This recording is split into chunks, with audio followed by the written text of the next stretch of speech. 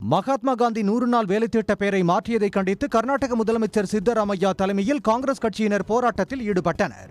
பெலகாவியில் சட்டப்பேரவை வளாகத்தில் உள்ள காந்தி சிலை முன்பாக நடந்த இப்போராட்டத்தில் அமைச்சர்கள், சட்டமன்ற உறுப்பினர்கள் கலந்து கொண்டனர்.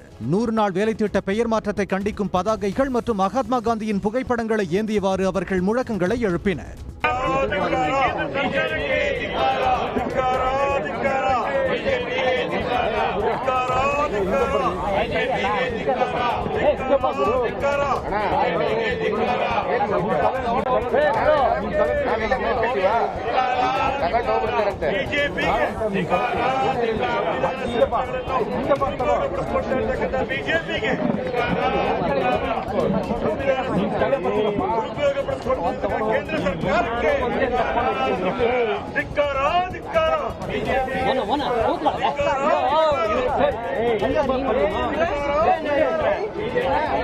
தலைநகர் டெல்லியில் 100 நாள் வேலைத்திட்ட பெயர் மாற்றம் செய்யப்பட்ட மசோதா நகலை காங்கிரஸ் கட்சியினர் தீயில் எரித்து தங்களது எதிர்ப்பை பதிவு செய்தனர்.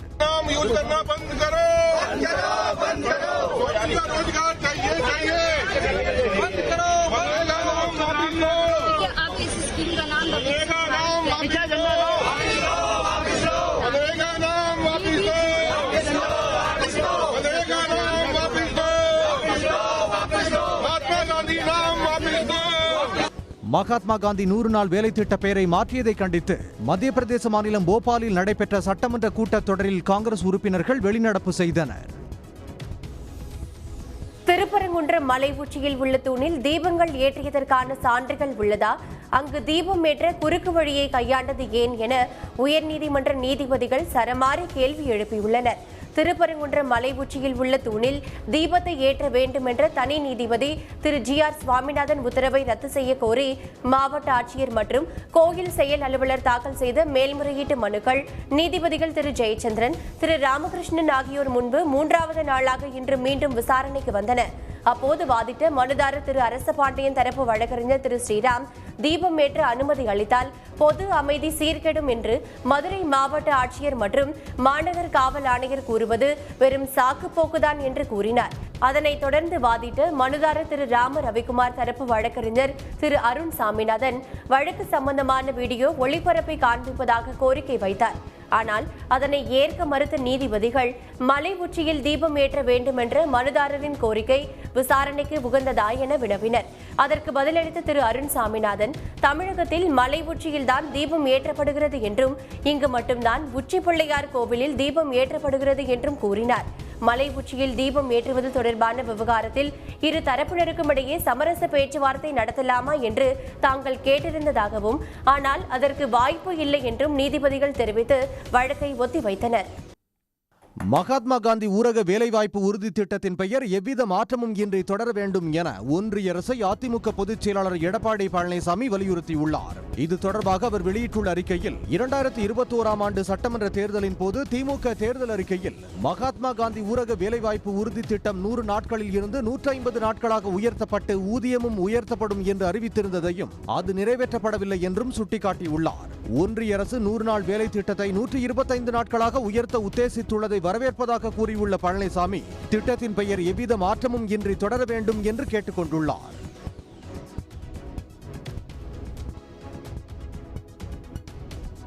மறைந்த முதலமைச்சர் ஜெயலலிதா மீதான வருமான வரி வழக்கில் எவ்வளவு வரி பாக்கி செலுத்த வேண்டும் என சரியான தொகையை தெரிவித்தால் செலுத்த தயாராக இருப்பதாக தீபா தெரிவித்துள்ளார். ஜெயலலிதாவுக்கு எதிரான வருமான வரி வழக்கில் 13 கோடி ரூபாயை செலுத்த கூறி அவரது சட்டப்பூர்வ வாரிசாக அறிவிக்கப்பட்ட தீபாவுக்கு வருமான வரித்துறை நோட்டீஸ் அனுப்பியது. இதனை எதிர்த்து தீபா உயர்நீதிமன்றத்தில் வழக்கு தொடுத்தார். மற்றொரு வாரிசான தீபக்கும் வழக்கில் சேர்க்கப்பட்டார். இந்த வழக்கு நீதிபதி சி சரவணன் முன் விசாரணைக்கு வந்தபோது தீபா தரப்பில் வருமான வரி பாக்கியில் குளறுபடிகள் இருப்பதாக தெரிவிக்கப்பட்டது. எவ்வளவு வரி பாக்கி செலுத்த வேண்டும் என கணக்கு விவரங்களை சரிபார்த்து விளக்கமளிக்க அவகாசம் வழங்க வேண்டும் என வருமான வரித்துறை தரப்பில் அவகாசம் கோரப்பட்டது. இதை ஏற்றுக்கொண்ட நீதிபதி விசாரணையை ஜனவரி 12ஆம் தேதிக்கு தள்ளி வைத்தார். திருத்தணி அருகே அரசு பள்ளியில் பக்கவாட்டு சுவர் இடிந்து விழுந்து உயிரிழந்த மாணவரின் தந்தைக்கு அமைச்சர் நாசர் ஊரக வளர்ச்சித்துறையில் அரசு வேலைக்கான பணி ஆணை வழங்கினார். குண்டாபுரம் அரசு பள்ளியில் 7ஆம் வகுப்பு மாணவர் மோஹித் பள்ளியின் கைப்பிடி சுவர் இடிந்து விழுந்து உயிரிழந்தார். இந்த சம்பவத்தை அடுத்து மாணவனின் குடும்பத்திற்கு 5 லட்சம் இழப்பீடு மற்றும் தந்தைக்கு அலுவலக உதவியாளர் பணி ஆணையை அமைச்சர் நாசர் வழங்கினார். ஆய்வு நடத்திட்டு துறை ரீதியான நடவடிக்கை எடுக்கப்பட்டு நிச்சயமாக தகவல் தெரியும். அந்த பள்ளி ஆய்வு செய்யப்படுமா? ஆய்வு செய்து சொல்கிறார். மாணவர் குடும்பத்திற்கு அரக்கோணம் எம்பி ஜெகத் ரட்சகன் 10 லட்சம் நிதி உதவியும், திருத்தணி எம்எல்ஏ சந்திரன் 5 லட்சம் நிதி உதவியும் வழங்கினர். இதைத் தொடர்ந்து மாணவரின் சடலத்தை கொண்டாபுரம் கிராமத்திற்கு கொண்டு சென்று இறுதிச் சடங்கு செய்தனர். மதுரை மாவட்டம் திருமங்கலம் அருகே கல்லணை கிராமத்தில் சட்டவிரோதமாக செயல்படும் கல்குவாரிகளை ஆய்வு நடத்த வருவதாக அதிகாரிகள் உறுதியளித்ததை அடுத்து 12 மணி நேர போராட்டத்தை கிராம மக்கள் திரும்ப பெற்றனர். கல்லணை கிராமத்தில் கடந்த பல ஆண்டுகளாகவே 10க்கும் மேற்பட்ட கல் குவாரிகள் இயங்கி வருகின்றன. இதில் சில குவாரிகள் அனுமதியின்றி செயல்படுவதாகவும், அனுமதித்த இடத்தை விட அதிக ஆழமாக வெடிகளை வைத்து பாறைகளை வெட்டி எடுப்பதாகவும் கிராம மக்கள் புகார் தெரிவித்தனர். இந்த பிரச்சனையில் நடவடிக்கை இல்லாததால் கல்லணை கிராமத்தில் இருந்து கப்பலூரில் உள்ள வருவாய் கோட்டாட்சியர் அலுவலகம் வரை பேரணியாக வந்து கிராம மக்கள் முற்றுகை போராட்டம் நடத்தினர். ஒரு சார் கூட எங்க ஊருக்கு வரவே பாதையே தெரியலையா? அது என்ன சார், ஒரு குடும்பம் வாழ்றதுக்கு ஒரு ஊரவே கொள்ளணும்னு நினைக்கிறீங்க? ஒரு ஊர் முக்கியமா, ஒரு குடும்பம் முக்கியமா? அவங்க என்ன நல்லா பார்த்தா 10 குடும்பம் இருப்பாங்களா கரசல்காரங்க? அவங்க வாழலாம், ஒரு 1000 குடும்பம் ஆகலாமா? எந்த ஊர்ல சார் உங்களுக்கு நியாயமாப்படுது? இதுக்கு எல்லா பேருமே துணை போறீங்க, இது நியாயமா உங்களுக்கு? கோட்டாட்சியர் அலுவலக வாயில் முன்பு அமர்ந்து கிராம மக்கள் 12 மணி நேரம் போராட்டம் நடத்திய நிலையில் கிராமத்தில் உள்ள கல்குவாரிகளை இன்று ஆய்வு செய்து நடவடிக்கை எடுப்பதாக வருவாய் கோட்டாட்சியர் உறுதியளித்தார். சீர்காழி அருகே வள்ளுவக்குடி அரசு ஆரம்ப சுகாதார நிலையத்தை இடமாற்றம் செய்வதை கண்டித்து 10 கிராம மக்கள் சாலை மறியல் போராட்டத்தில் ஈடுபட்டனர். வள்ளுவக்குடி கிராமத்தில் செயல்பட்டு வரும் அரசு ஆரம்ப சுகாதார நிலையத்தை நீதிமன்ற உத்தரவுப்படி இடமாற்றம் செய்வதை கண்டித்து வள்ளுவக்குடி, கொண்டல், அக்னி, நிம்மேலி, ஆதமங்கலம், வடரங்கம் உள்ளிட்ட 10க்கும் மேற்பட்ட கிராமத்தைச் சேர்ந்த கிராம மக்கள் திடீர் சாலை மறியல் போராட்டத்தில் ஈடுபட்டனர். எங்க எல்லாருக்கும் அது தாய்மடி மாதிரிங்க. நாங்க எல்லாரும் இந்த நோய் நொடி இல்லாம எந்த பிரச்சனையும் இல்லாம இது வரைக்கும் எல்லாருக்கும் சுத்தப்பட்ட எல்லாருக்கும் பிரச்சனை இல்லாம பாதுகாத்து அந்த ஹாஸ்பிடல் எந்த காலத்துக்கும் நாங்க இடிக்க விட மாட்டோம். அரசு ஆரம்ப சுகாதார நிலையம் கட்டப்பட்டுள்ள இடம் அரசு புறம்போக்கு நிலமாகும். இதையடுத்து நீதிமன்றம் ஆரம்ப சுகாதார நிலையத்தை இடமாற்ற உத்தரவிட்டது. திண்டுக்கல் அருகே தன்னுடன் பேச மறுத்த இளம்பெண்ணின் புகைப்படங்களை ஆபாசமாக சித்தரித்து சமூக வலைதளங்களில் பதிவேற்றிய இளைஞரை போலீசார் கைது செய்தனர். குட்டத்து ஆவாரம்பட்டியைச் சேர்ந்த ஜெயசீலன் என்ற இளைஞர் பக்கத்து ஊரைச் சேர்ந்த இளம்பெண் ஒருவரோடு பழகி வந்துள்ளார். சில மாதங்களாக இருவரும் பேசி பழகி வந்த நிலையில் ஜெயசீலனின் பழக்க வழக்கங்கள் பிடிக்காததால் அவருடன் பேசுவதை அந்த இளம்பெண் தவிர்த்ததாக கூறப்படுகிறது. பல முறை முயற்சித்தும் ஜெயசீலனை இளம்பெண் தவிர்த்து வந்துள்ளார். இதனால் ஆத்திரமடைந்த ஜெயசீலன் இளம்பெண்ணின் புகைப்படங்களை ஆபாசமாக சித்தரித்து சமூக வலைதளங்களில் பதிவேற்றியுள்ளார். பாதிக்கப்பட்ட பெண்ணின் பெற்றோர் கொடுத்த புகாரின் அடிப்படையில் விசாரணை நடத்திய போலீசார் ஜெயசீலன் மீது வழக்கு பதிந்து கைது செய்தனர். முட்டை உற்பத்திக்கு தடை செய்யப்பட்ட ஆன்டிபயாட்டிக் மருந்துகள் எதுவும் பயன்படுத்தப்படுவது இல்லை என்று நாமக்கல் மண்டல தேசிய முட்டை ஒருங்கிணைப்பு குழு தெரிவித்துள்ளது. நைட்ரோபிரான் என்ற தடை செய்யப்பட்ட ஆன்டிபயாட்டிக் மருந்தை பயன்படுத்தி முட்டை மற்றும் முட்டை பவுடர்கள் உற்பத்தி செய்யப்படுவதாக சமூக வலைதளங்களில் வெளியான தகவலை அந்த குழு மறுத்துள்ளது. முட்டையில் எந்தவிதமான நச்சுப் பொருளும் இல்லை என்று பல்வேறு துறைகளில் சான்று பெற்ற பின்னரே முட்டை பவுடர்கள் ஏற்றுமதி செய்யப்படுவதாக அவர்கள் தெரிவித்துள்ளனர். முட்டை சாப்பிடுவதிலிருந்து எந்த விதமான பயமும் எதுவும் கிடையாது. அந்த குறிப்பிடும் அந்த பாதிப்புகள் இருக்குதுங்கிறதெல்லாம் இங்க நம்ம இதுல 100% இல்லைங்கிறது உறுதியா ஆணிக்கிறோம் இங்க சொல்றோம்னு வச்சுங்களேன். ஏன்னா இப்ப நம்ம இதை பொறுத்தவரைக்கும் யாரும் அந்த மெடிசன் யூஸ் பண்றது கிடையாதுங்க, மேக்சிமம் யூஸ் பண்றது கிடையாது வச்சுங்களேன். இதனிடையே நாமக்கல்லில் பல்வேறு பண்ணைகளில் இருந்து மாதிரிகள் எடுத்து ஆய்வுக்கு அனுப்பப்பட்டிருப்பதாக உணவு பாதுகாப்புத்துறை தரப்பில் தெரிவிக்கப்பட்டுள்ளது. மார்கழி மாதம் முதல் பிரதோஷத்தை ஒட்டி தஞ்சை பெரிய கோயில் மகாநந்திக்கு சிறப்பு அபிஷேகம் நடைபெற்றது. பக்தர்களால் வழங்கப்பட்ட மஞ்சள், தேன், பால், தயிர், சந்தனம் உள்ளிட்ட 11 வகை அபிஷேக பொருட்களால் சிறப்பு அபிஷேகம் செய்யப்பட்டு மகா தீபாராதனை காட்டப்பட்டது.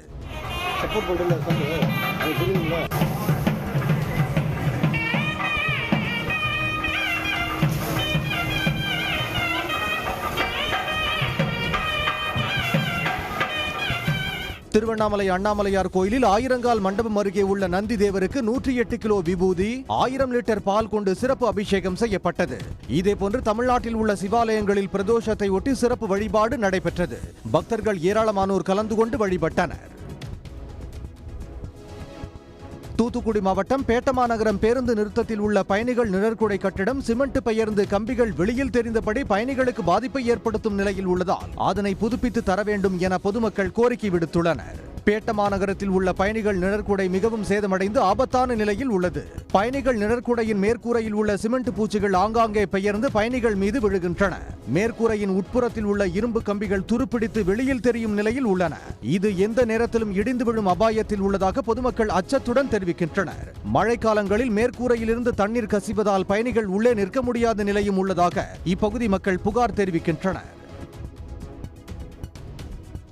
திருவண்ணாமலை மாவட்டம் ஆரணி அருகே பிரபல பட்டு நிறுவனத்தின் பெயரில் போலியாக இணையதளத்தை உருவாக்கி வாடிக்கையாளர்களிடம் பல லட்சம் ரூபாயை வடமாநில கும்பல் மோசடி செய்தது அதிர்ச்சியை ஏற்படுத்தியுள்ளது.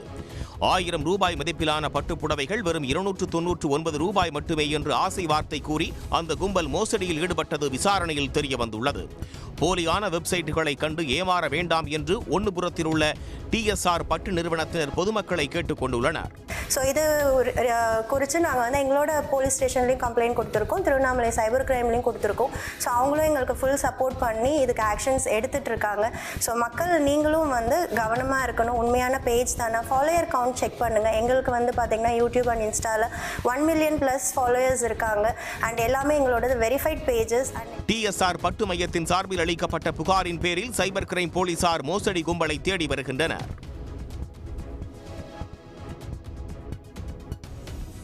மதுரை மாவட்டம் திருமங்கலம் அருகே அனுமதியின்றி இயங்கும் கல்குவாரிகளின் உரிமங்களை ரத்து செய்ய கோரி 1000க்கும் மேற்பட்ட கிராம மக்கள் முற்றுகை போராட்டத்தில் ஈடுபட்டனர். கல்லணை புதூர், அச்சங்குளம் உள்ளிட்ட கிராமங்களில் 15க்கும் மேற்பட்ட குவாரிகள் இயங்கி வருகின்றன.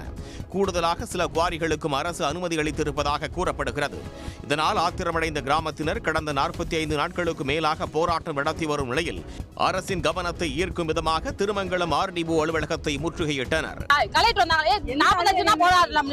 ஒரு சார் கூட எங்க ஊருக்கு வரவே பாதையே தெரியலையா? அது என்ன சார், ஒரு குடும்பம் வாழ்றதுக்கு ஒரு ஊரவே கொல்லணும்னு நினைக்கிறீங்க? ஒரு ஊர் முக்கியமா, ஒரு குடும்பம் முக்கியமா?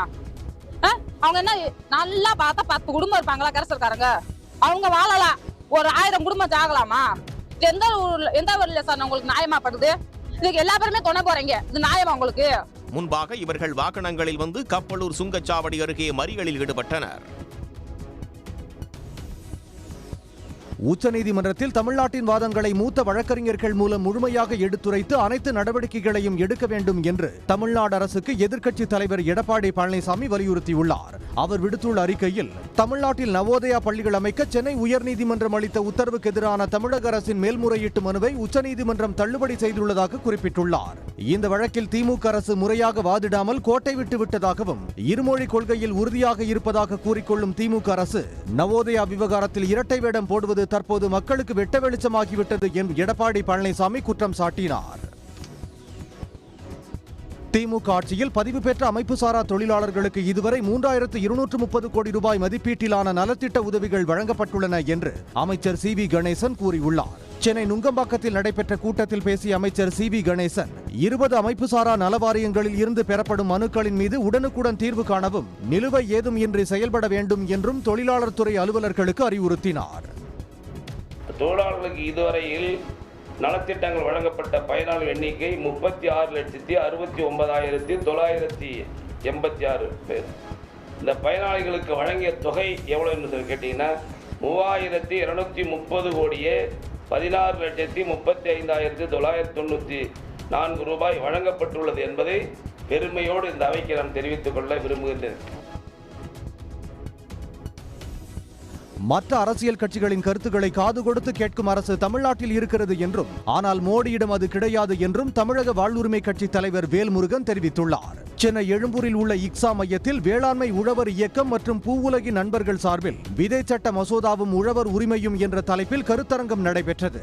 இதில் பேசிய வேல்முருகன், விவசாயிகளின் உரிமைகளை பறித்து கார்ப்பரேட் கைகளில் கொடுத்து விதைகளுக்கு கார்ப்பரேட் விலை நிர்ணயம் செய்யும் வகையில் வர்த்தகத்தை உருவாக்க முயற்சிக்கிறார்கள் என்று குற்றம் சாட்டினார். இப்போ எனக்கு வருத்தம் என்னென்னா, ஒரு சில அதிகாரிகள் டெல்லிக்கு தான் பயப்படுறான், கவர்னர் மாளிகை தான் பயப்படுறான். இந்த மக்களால் தேர்ந்தெடுக்கப்பட்ட அமைச்சரவைக்கோ இந்த மக்களால் தேர்ந்தெடுக்கப்பட்ட முதலமைச்சருக்கோ அவன் விசுவாசம் காட்டுவதை விட நன்றி உணர்வனாக இருப்பதை காட்டிலும் அங்கே டெல்லிக்கு அச்சப்படுவனாக இருக்கிறான். இன்னும் சொல்லப்போனால் இப்போலாம் சங்கி அதிகாரிகள் எங்கே பார்த்தாலும் வந்துட்டான். அரசியல் மற்றும் பணபலத்தை வைத்துக் கொண்டு மணல் மற்றும் கனிம வள கொள்ளை கும்பல் மாஃபியா போல் செயல்படுவதாக சென்னை உயர்நீதிமன்றம் தெரிவித்துள்ளது. சட்டவிரோத மணல் மற்றும் கனிம வள கொள்ளை தொடர்பான வழக்குகளை விசாரித்த சென்னை உயர்நீதிமன்றம் இதனை தடுப்பதற்காக எடுக்கப்பட்ட நடவடிக்கைகள் குறித்து அறிக்கை தாக்கல் செய்யுமாறு புவியியல் மற்றும் கனிம வளத்துறை ஆணையருக்கு உத்தரவிட்டிருந்தது. இந்நிலையில் இந்த வழக்கு நீதிபதிகள் எஸ்.எம். சுப்பிரமணியம், சி. குமரப்பன் அமர்வில் மீண்டும் விசாரணைக்கு வந்தது. அப்போது புவியியல் மற்றும் கனிம வளத்துறை ஆணையர் சார்பில் அறிக்கை தாக்கல் செய்யப்பட்டது. அதில் மணல் உள்ளிட்ட கனிம வளங்களை ஏற்றிச் செல்லும் லாரிகளுக்கு GPS கருவி பொருத்துவது கட்டாயமாக்கப்பட்டுள்ளதாகவும் இந்த பணிகள் அடுத்த ஆண்டு மார்ச் 31ஆம் தேதிக்குள் நிறைவடையும் என்றும் கூறப்பட்டுள்ளது. மணல் மற்றும் கனிம வள கொள்ளையை தடுக்க திடீர் ஆய்வுகள் நடத்தப்பட வேண்டும் என அறிவுறுத்தி வழக்கை நீதிபதிகள் முடித்து வைத்தனர். நீலகிரி மாவட்டம் கூடலூர் அருகே அரசு தேயிலை தோட்ட பகுதியில் காட்டு யானைகள் சுற்றித் திரிவதால் தொழிலாளர்கள் எச்சரிக்கையுடன் இருக்குமாறு வனத்துறையினர் அறிவுறுத்தியுள்ளனர். ஆடர் வனத்தில் இருந்து வெளியேறிய சில காட்டு யானைகள் கூடலூர் கொளப்பள்ளி பகுதியில் உள்ள அரசு தேயிலை தோட்ட பகுதியில் முகாமிட்டுள்ளன. நிகழ்விடத்திற்கு விரைந்த வனத்துறையினர் 15க்கும் மேற்பட்ட வன ஊழியர்களுடன் யானைகளின் நடமாட்டத்தை ட்ரோன் மூலம் கண்காணித்து வருகின்றனர்.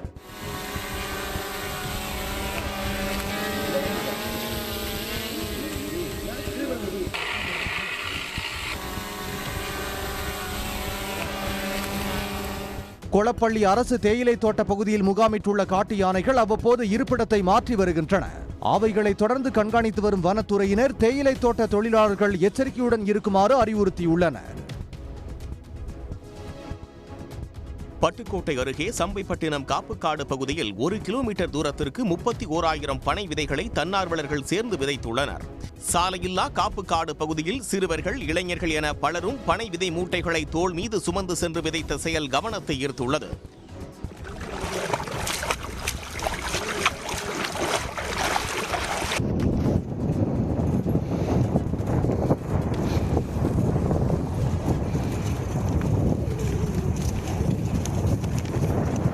தமிழ்நாடு அரசின் பனை விதைகள் நடும் திட்டத்தினால் ஈர்க்கப்பட்ட தன்னார்வலர் சக்திகாந்த் 1 கோடி பனை விதைகளை விதைப்பதே வாழ்நாள் லட்சியம் என்று ஆச்சரியமூட்டுகிறார். ஒரு 8 நாளாக ஆனிச்சு இது பதியம் பண்ணுறதுக்கு. அதை நிறைவுபடுத்தியிருக்கிறோம். எங்களோட இலக்கு இந்த ஆண்டு 1 லட்சம் பனை விதைகள். அதை இந்த இடத்துல நட்ட 31,000 விதைகளோட நிறைவுபடுத்துகிறோம். ஒவ்வொரு ஆண்டுமே இந்த பனை விதைகளை அதிகப்படுத்தணும் அப்படிங்கிறத பார்க்குறோம். என்கிட்ட கையிருப்பே ஒரு 50,000 பனை விதைகள் இருக்கு. சூழலியல் பாதுகாப்பில் பொதுமக்கள் அனைவரும் ஈடுபட வேண்டும் என வலியுறுத்தும் சக்திகாந்த் இதுவரை குழுவாக சேர்ந்து 17 லட்சம் பனை விதைகளை விதைத்திருப்பதாக கூறுகிறார். உத்தராகண்ட் மாநிலத்தில் கட்டாய மதமாற்ற தடை சட்டம் மற்றும் பொது சிவில் சட்டம் தொடர்பான 2 திருத்த மசோதாக்களை ஆளுநர் திருப்பி அனுப்பியிருப்பது அம்மாநில அரசுக்கு பின்னடைவை ஏற்படுத்தியுள்ளது.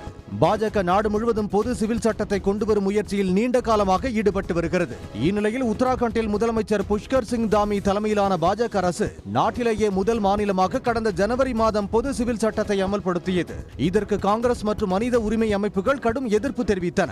இந்நிலையில் கட்டாய மதமாற்ற தடை சட்டம் மற்றும் பொது சிவில் சட்டம் ஆகியவற்றில் திருத்தங்கள் கோரும் 2 திருத்த மசோதாக்களுக்கு ஒப்புதல் கோரி ஆளுநர் குர்மித் சிங்கிற்கு மாநில அரசு அனுப்பி வைத்தது.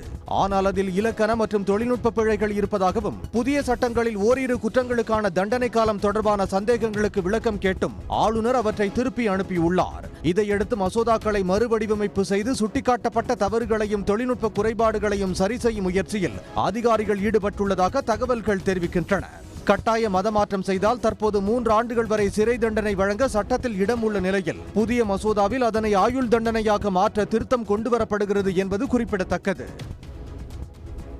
கேரள மாநில மீனவர் நலன், கலாச்சார மற்றும் இளைஞர் நலன்துறை அமைச்சர் ஷாஜி செரியனின் காரின் பின்பக்க டயர் திருவனந்தபுரம் அருகே வாமனபுரம் பகுதியில் சென்று கொண்டிருந்த போது திடீரென கழன்று ஓடியது.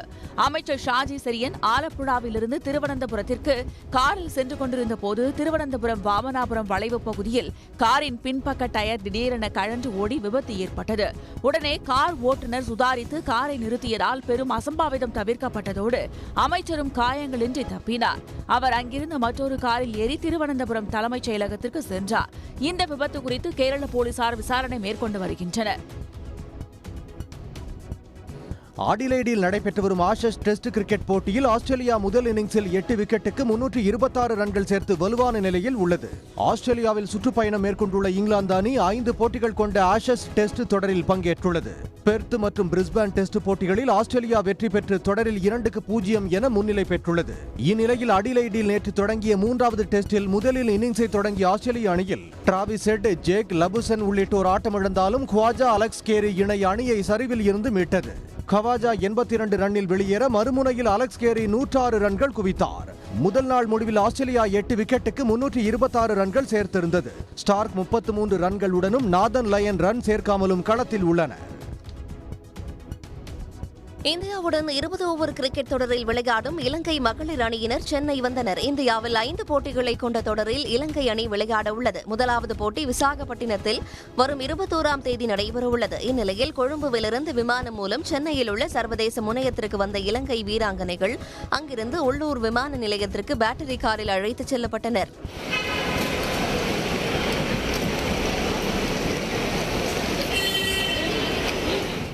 இலங்கை வீராங்கனைகள் அனைவரும் உள்ளூர் விமானம் மூலம் விசாகப்பட்டினம் புறப்பட்டு சென்றனர். முதல் 2 போட்டிகள் விசாகப்பட்டினத்திலும் அடுத்த 3 போட்டிகள் திருவனந்தபுரத்திலும் நடைபெறவுள்ளன. பொங்கல் பண்டிகையொட்டி தமிழ்நாட்டில் ஜல்லிக்கட்டு போட்டிகளை பாதுகாப்பாக நடத்துவதற்கான வழிகாட்டு நெறிமுறைகளை தமிழ்நாடு அரசு வெளியிட்டுள்ளது. இது தொடர்பாக கால்நடை பராமரிப்புத்துறை செயலாளர் அனைத்து மாவட்ட ஆட்சியர்களுக்கு அனுப்பியுள்ள சுற்றறிக்கையில், மாவட்ட ஆட்சியரிடம் முன் அனுமதி பெறாத அமைப்பாளர்களுக்கு ஜல்லிக்கட்டு நடத்த அனுமதி இல்லை என்றும், மீறி நடத்தினால் உரிய சட்ட நடவடிக்கை எடுக்கப்படும் என்றும் தெரிவிக்கப்பட்டுள்ளது. காளைகளுக்கு தேவையற்ற வலி அல்லது துன்பத்தை மாடுபிடி வீரர்கள் ஏற்படுத்தக்கூடாது என்றும், போட்டிக்கான வழிகாட்டு நெறிமுறைகளை ஜல்லிக்கட்டு போட்டி நடத்தும் குழுவினர் முறையாக கடைபிடிக்கும் நோக்கில் விழிப்புணர்வு கூட்டங்களும் நடத்த வேண்டும் என்றும் குறிப்பிடப்பட்டுள்ளது.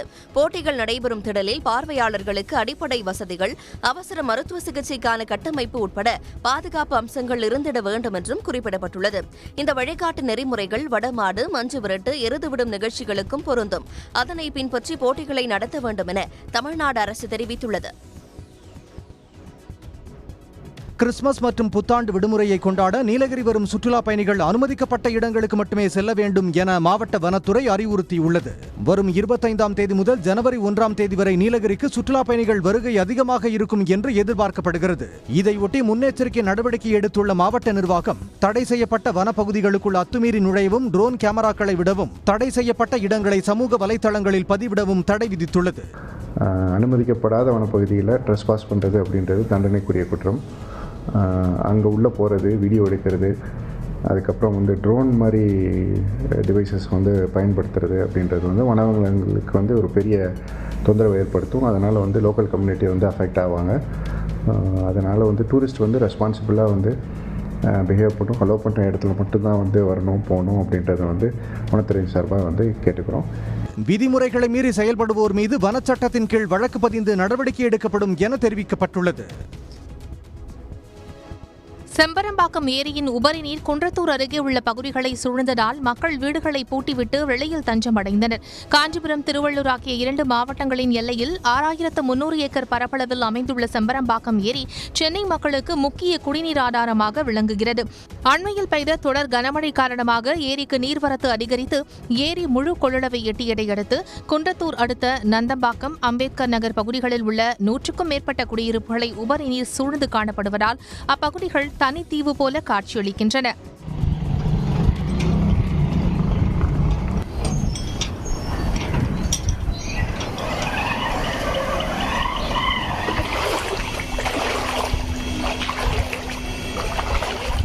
செம்பரம்பாக்கம் ஏரியின் தெற்கு பகுதியில் உள்ள கரையில் உடைப்பு ஏற்பட்டால் ஸ்ரீபெரும்புதூர் அடுத்த புதுப்பேர் கிராமத்தில் உள்ள குடியிருப்புகளுக்குள் ஏரி நீர் உட்புகும் அபாயம் உள்ளதாக மக்கள் அச்சத்தில் உள்ளனர். தருமபுரி மாவட்டத்தில் கரும்பு அறுவடை செய்ய காலதாமதமாவதால் வயலிலேயே பூத்து குலுங்கும் கரும்புகளை கண்டு விவசாயிகள் வேதனை அடைந்துள்ளனர். தருமபுரி, பாலக்கோடு, பென்னாகரம், மாரண்டஹள்ளி, காரிமங்கலம், அரூர், பாப்பிரெட்டிப்பட்டி உள்ளிட்ட பல பகுதிகளில் கரும்பு விவசாயம் செய்யப்பட்டு வருகிறது. இப்பகுதியில் விளையும் கரும்புகள் அறுவடை செய்யப்பட்டு அரூர், பாலக்கோடு கூட்டுறவு சர்க்கரை ஆலைகளுக்கு அரவைக்கு அனுப்பப்படுகிறது. ஆண்டுதோறும் டிசம்பர் மாத தொடக்கத்திலேயே கரும்பு அரவை தொடங்கும் நிலையில் தற்போது அரவை தாமதமாக தொடங்கியுள்ளது. இதனால் கரும்பு முழுவதும் பூ வைத்திருப்பதால் எடை மற்றும் பிழிதிறன் குறைவாக இருக்கும் என விவசாயிகள் வேதனை தெரிவித்துள்ளனர். தமிழக அரசு மருத்துவமனைகளின் ஆய்வகங்களில் உள்ள காலி பணியிடங்களை நிரப்ப வலியுறுத்தி ஆய்வக நுட்பனர் சங்கத்தினர் சென்னையில் அமைதி பேரணி நடத்தினர். 1000க்கும் மேற்பட்டோர் பங்கேற்ற பேரணியில் அவுட் சோர்சிங் முறையை ரத்து செய்ய வேண்டும், காலமுறை ஊதியம் அடிப்படையில் பணி நியமனம் செய்ய வேண்டும், சீரான பதவி உயர்வு வழங்க வேண்டும் உள்ளிட்ட கோரிக்கைகளை வலியுறுத்தினர். ஜனத்தொகைக்கு ஏற்ப இப்போ கூடியிருக்கிற பரிசோதனைகளுக்கு ஏற்ப நீங்கள் உடனடியாக பணியிடங்களை காலமுறையத்தில் நிரப்புங்கன்னு சொன்னால் அவங்க அவுட் சோர்சிங்கில் போடுறதுலேயே இந்த அரசாங்கம் குறியாக இருக்காங்க. அது மட்டும் இல்லாமல் தொடர்ந்து பணி செய்கிற மருத்துவத்துறையில் நாங்கள் 4 கட்ட பதவி உயர்வு கேட்டிருக்கோம். ஆனால் இன்று வரை 1 கட்ட பதவி உயர்வு கூட எங்களுக்கு முழுசாக கொடுக்கல. இதெல்லாம் வைத்து தான் நாங்கள் 20 வருஷமாக போராடிருக்கோம். சுகாதாரத்துறை சார்பில் பேச்சுவார்த்தை நடத்தி நியாயமான கோரிக்கைகளை ஏற்க வேண்டும் என்றும் அரசு மருத்துவமனை ஆய்வக நுட்பனர் சங்கத்தினர் கோரிக்கை விடுத்தனர். உடுமலைப்பேட்டை அருகே உள்ள திருமூர்த்திமலை அமனலிங்கேஸ்வரர் கோயிலை காட்டாற்று வெள்ளம் திடீரென சூழ்ந்ததால் பரபரப்பு நிலவியது. பஞ்சலிங்க அருவி நீர்பிடிப்பு பகுதிகளான குருமலை, குழிப்பட்டி, ஜல்முத்தான் பாறை உள்ளிட்ட இடங்களில் கனமழை பெய்து வருவதால் பஞ்சலிங்க அருவியில் வெள்ளப்பெருக்கு ஏற்பட்டு அடிவாரத்தில் உள்ள அமனலிங்கேஸ்வரர் கோவிலை வெள்ளம் சூழ்ந்தது.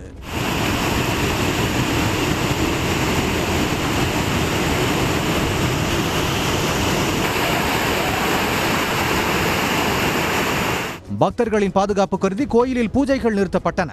பஞ்சலிங்க அருவியில் குளிக்க சுற்றுலா பயணிகளுக்கு தடை விதிக்கப்பட்டுள்ளது. கோயில் ஊழியர்கள் தொடர்ந்து அப்பகுதியை கண்காணித்து வருகின்றனர்.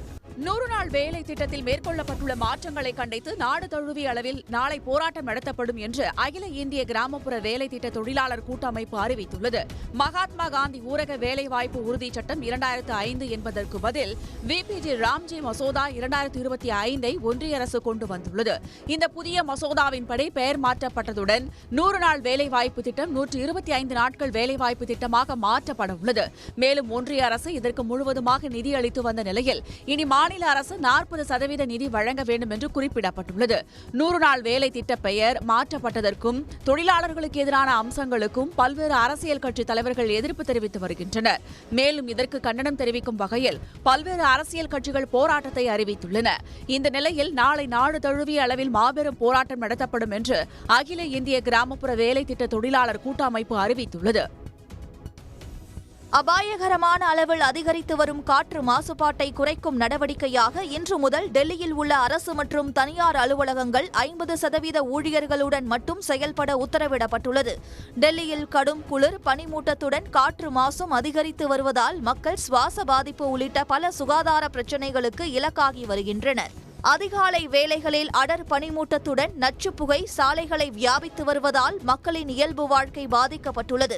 இந்நிலையில் வாகனங்களால் ஏற்படும் காற்று மாசினையை குறைக்கும் நடவடிக்கையாக இன்று முதல் டெல்லி முழுவதும் உள்ள அரசு, தனியார் நிறுவனங்கள் 50 விழுக்காடு பணியாளர்களுடன் மட்டுமே இயங்க உத்தரவிடப்பட்டுள்ளது. எஞ்சிய பணியாளர்களை இன்று முதல் வீட்டில் இருந்தே பணிகளை மேற்கொள்ள அனுமதிக்குமாறு டெல்லி அரசு அறிவுறுத்தியுள்ளது. இருப்பினும் மருத்துவம், தீயணைப்பு, சிறை நிர்வாகம், பொது போக்குவரத்து, மின்சாரம், மாசு கட்டுப்பாடு, வனத்துறை உள்ளிட்ட அத்தியாவசிய சேவைகளுக்கு இந்த உத்தரவு பொருந்தாது என அறிவிக்கப்பட்டுள்ளது. ரயில் பயணிகளுக்கான முன்பதிவு அட்டவணை இனி 10 மணி நேரத்திற்கு முன்னரே வெளியாகும் என்று ரயில்வே நிர்வாகம் தெரிவித்துள்ளது. ரயில் பயணிகள் டிக்கெட்டுகளை 2 மாதங்களுக்கு முன்னரே முன்பதிவு செய்யும் வசதி தற்போது நடைமுறையில் உள்ளது. அவ்வாறு முன்பதிவு செய்த டிக்கெட்டுகளின் நிலை ரயில் புறப்படுவதற்கு 4 மணி நேரத்திற்கு முன்பு வெளியிடப்பட்டு வந்தது. கடைசி நேரத்தில் காத்திருப்பு பட்டியலில் உள்ள டிக்கெட்டுகள் ரத்தாவதால் பயணத்தை மாற்றியமைக்க பயணிகள் சிரமப்பட்டனர். இதனையடுத்து முன்பதிவு அட்டவணையை 8 மணி நேரத்திற்கு முன்பு வெளியிட வேண்டும் என்று பயணியர் சங்கங்கள் வலியுறுத்தினர். இதனைத் தொடர்ந்து கடந்த ஜூலையில் இருந்து 8 மணி நேரத்திற்கு முன்பாக அட்டவணை வெளியிட்டு வருகின்றனர். தற்போது அதை 10 மணி நேரமாக நீட்டித்துள்ளனர். அதன்படி இனி காலை 5 மணி முதல் மதியம் 2 மணி வரை புறப்படும் ரயில்களுக்கு முந்தைய நாள் இரவு 8 மணிக்கு அட்டவணை தயாரிக்கப்பட்டு பயணிகளுக்கு அறிவிக்கப்படும். இதர ரயில்களுக்கு அவை புறப்படும் நேரத்திற்கு 10 மணி நேரம் முன்பதிவு அட்டவணை தயாரிக்கப்படும். இதை உடனடியாக அமல்படுத்த ரயில்வே வாரியம் உத்தரவிட்டுள்ளது. தூத்துக்குடி உப்பளங்களில் கண்களை கவரும் நீர் பறவைகளின் வருகையால் ரம்மியமான சூழல் நிலவி வருகிறது. வடகிழக்கு பருவமழையின் காரணமாக தூத்துக்குடி புறநகர் பகுதிகளில் உள்ள உப்பளங்களில் பெருமளவு மழைநீர் தேங்கியுள்ளது. உப்பளங்கள் நீர்நிலைகள் போல காட்சியளிக்கும் நிலையில் சிறிய மீன்கள், பூச்சிகள் உள்ளிட்டவற்றை உண்ண நீர் பறவைகள் படையெடுத்துள்ளன. குறிப்பாக பெயிண்டர் ஸ்டாக், கூழக்கிடா, பவளக்கால் உள்ளான், மஞ்சள் மூக்கு நாரை, மூக்குளிப்பான், கருப்பு மூக்கு நாரை உள்ளிட்ட பறவைகள் உப்பளங்களில் வலசை வருகின்றன.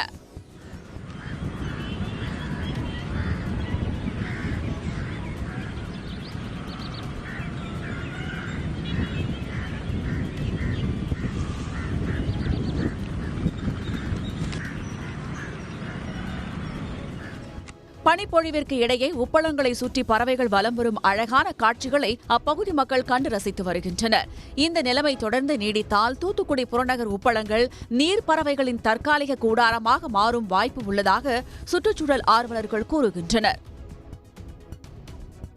விசாகப்பட்டினத்தில் நடைபெற்ற தேசிய அளவிலான ரோலர் ஸ்கேட்டிங் ஹாக்கி போட்டியில் தங்க பதக்கங்களை வென்று புதுக்கோட்டைக்கு திரும்பிய பள்ளி குழந்தைகளுக்கு உற்சாக வரவேற்பு அளிக்கப்பட்டது. கடந்த டிசம்பர் 5ஆம் தேதி முதல் 15ஆம் தேதி வரை விசாகப்பட்டினத்தில் தேசிய அளவிலான ரோலர் ஸ்கேட்டிங் ஹாக்கி போட்டி நடைபெற்றது. இதில் புதுக்கோட்டை மாவட்டத்தை சேர்ந்த 25 மாணவர்கள் பங்கேற்றனர். இந்த போட்டியில் தங்கம் மற்றும் வெள்ளி பதக்கங்களை வென்று 17 மாணவர்கள் புதுக்கோட்டைக்கு திரும்பினர். அவர்களுக்கு மேளதாளங்கள் முழங்க பட்டாசுகளை வெடித்து பயிற்சியாளர் சிவராமன் பொதுமக்கள் உற்சாக வரவேற்பு அளித்தனர்.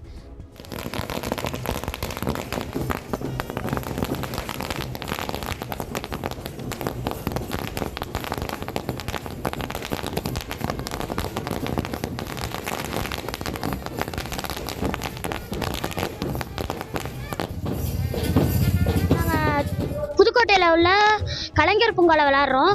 ஸ்டேட் மேட்ச் திருச்சியில் நடந்தாங்க. நாங்கள் செலக்ட் ஆகி நேஷ்னலுக்கு போனோம். நேஷ்னல் விசாகப்பட்டினத்தில் நடந்த நேஷ்னலில் நாங்கள் ஜெயிச்சு ப்ரைஸ் வாங்கிட்டு வந்தோம். நாங்கள் பஸ் ஸ்டாண்ட்லேருந்து வரும்போதே எங்கள் மாஸ்டரு பெரிய விழா மாதிரி வச்சு ட்ரம்ஸ் அடித்து எல்லாரையும் மகிழ்ச்சியோடு கூட்டிகிட்டு வந்தாங்க. கலைஞர் பூங்காவில் உள்ள ஸ்கேட்டிங் மைதானத்தில் வெற்றி பெற்ற வீரர்கள் ஒன்றிணைந்து பெற்றோர்களுடன் கேக் வெட்டியும் கொண்டாட்டத்தில் ஈடுபட்டு மகிழ்ந்தனர்.